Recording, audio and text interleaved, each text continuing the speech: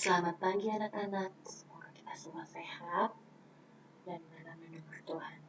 Oke, sebelum kita mulai pelajaran online kita hari ini, terlebih dahulu kita berdoa menurut agama dan kepercayaan kita masing-masing. Berdoa dimulai. Berdoa selesai.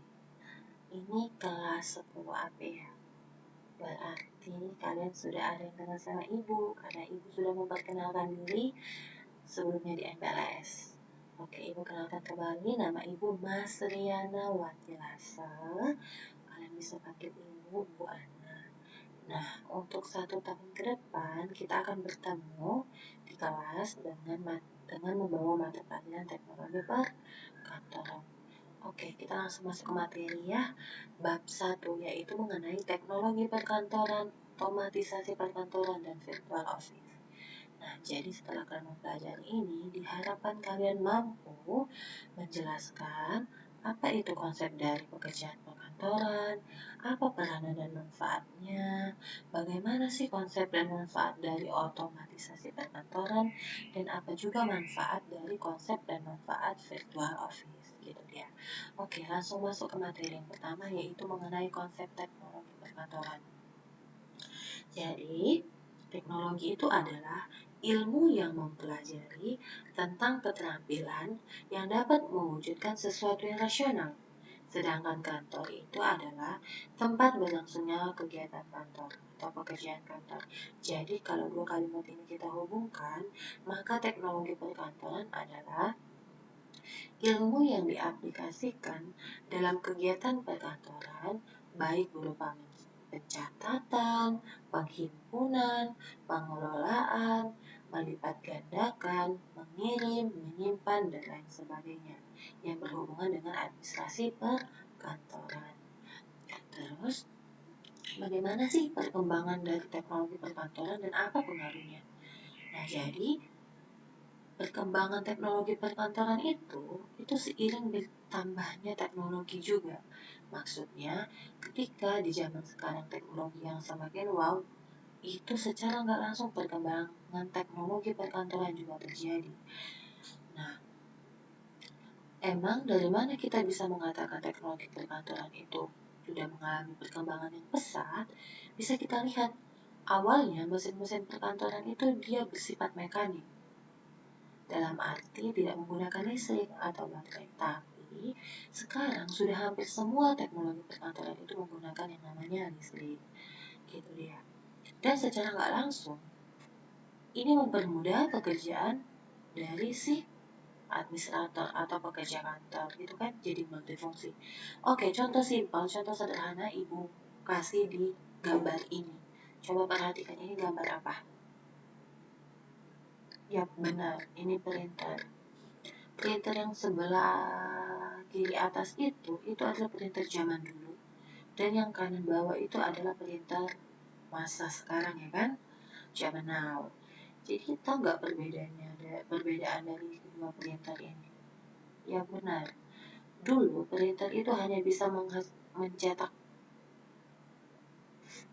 kertas ya kan, mencetak tulisan dalam bentuk kertas. Tapi sekarang printer yang sekarang itu udah 3-in-1,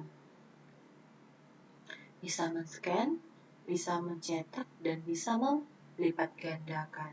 Nah, itu salah satu contoh simpel dari perkembangan teknologi perkantoran.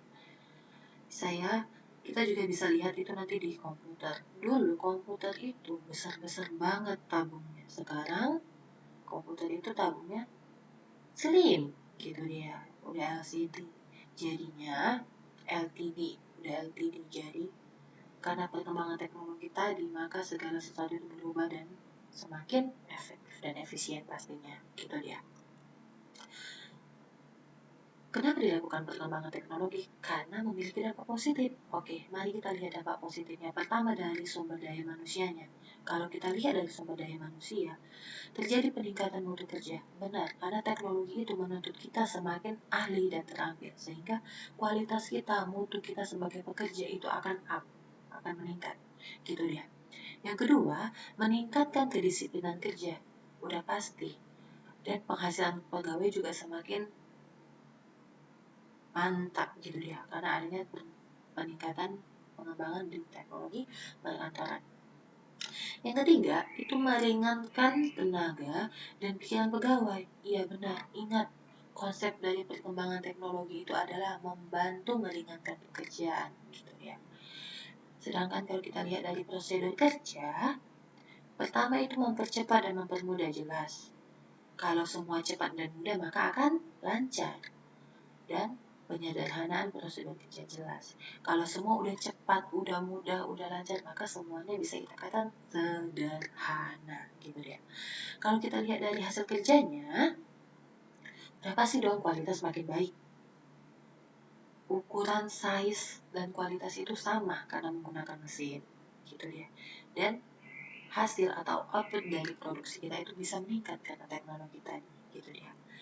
Ternyata ada juga dampak negatifnya, gitu. Emang apa sih dampak negatifnya, Bu? Oke, yang pertama, mengurangi penggunaan teknologi tenaga kerja. Mengurangi penggunaan tenaga kerja. Kalau tenaga kerja kita dikurangi dalam arti ada PHK gitu ya kan, maka pengangguran meningkat. Nah, itu salah satu dampak negatifnya. Jadi kalau misalkan teknologi perkantoran makin canggih, seharusnya skill keterampilan kita juga harus canggih. Semakin canggih supaya kita tidak di PHK. Dalam arti kita masih memiliki kualitas sesuai yang dibutuhkan perusahaan. Yang kedua, sulit mencari tenaga kerja yang memiliki keahlian atau keterampilan tertentu. Iya benar, karena kan di otomatisasi ini kan kita harus ada spesialisasi, dalam arti letakkan orang yang tepat di posisi yang benar gitu dia. Jadi kalau misalkan seorang akuntan jangan dikasih ke ladang gitu ya kan. Kalau seorang administrasi jangan kasih ke lapangan, tapi harus berhubungan sama administrasi. Itulah contoh simpelnya.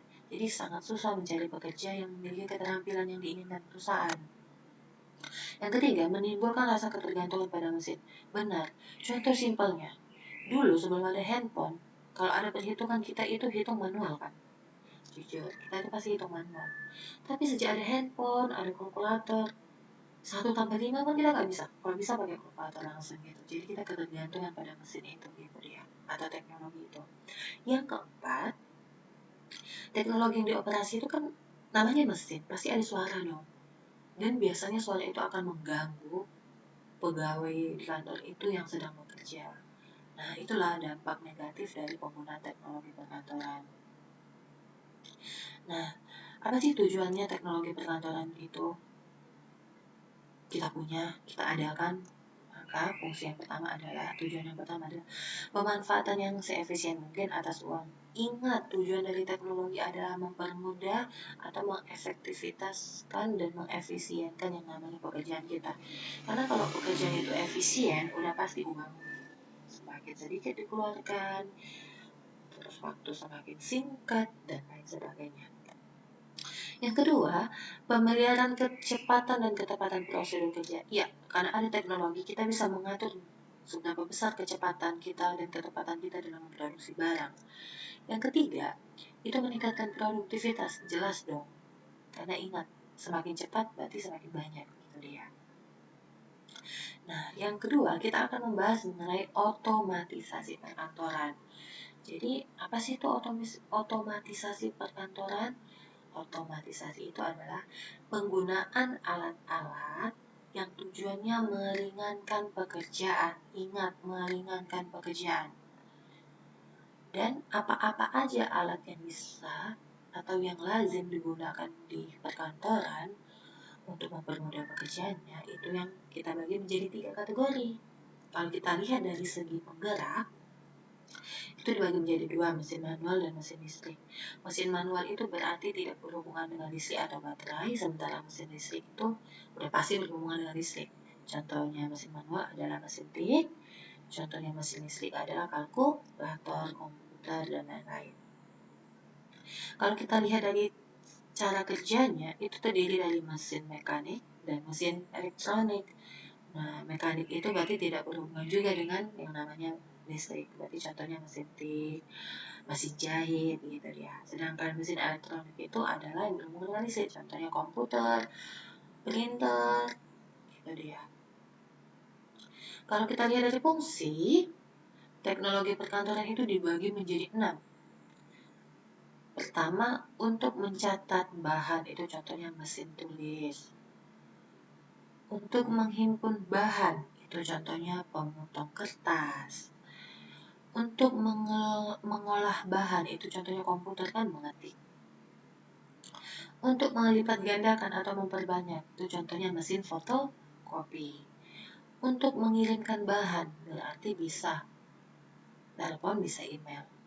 Untuk menyimpan bahan, itu biasanya seperti pelubang kertas, bukan map sih, rak kertas, dan lain sebagainya. Jadi banyak contoh peralatan kantor yang sering digunakan.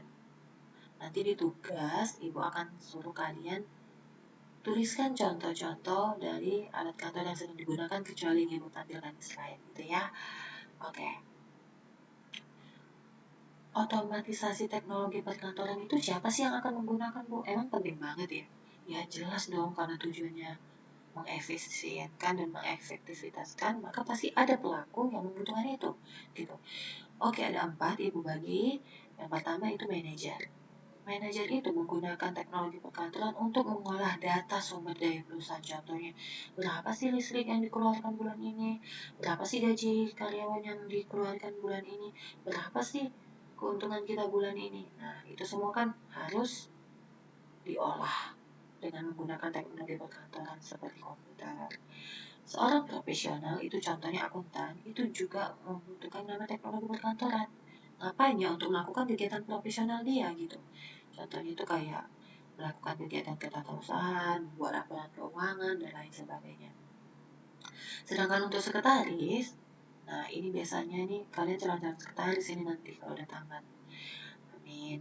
Sekretaris itu biasanya menangani korespondensi, mengatur jadwal rapat, mengatur pertemuan dengan klien, dan lain sebagainya. Sedangkan pihak keempat yang menggunakan itu adalah pegawai administrasi atau biasa disebut dengan clerical employee. Jadi, untuk apa dia menggunakan teknologi itu? Ya untuk menyusun dokumen, mengirim surat, membalas surat, dan lain sebagainya. Nah, untuk konsep otomatisasi ini, itu akan kita bahas di pertemuan selanjutnya ya. Jadi, konsep otomatisasi dan selanjutnya itu bisa kalian baca di buku, karena ingat salah satu referensi Ibu membuat slide ini, membuat video ini dari buku kalian, pasti yang ada di buku itu lebih jelas penjelasannya kalau kalian kurang paham apa yang Ibu jelaskan. Nah, demikianlah pembelajaran kita hari ini. Sebelum kita akhiri, mari kita berdoa menurut agama dan kepercayaan kita masing-masing. Berdoa dimulai. Doa selesai. Nah, ingat, jangan pernah berhenti belajar walaupun kita sedang di keadaan pandemi.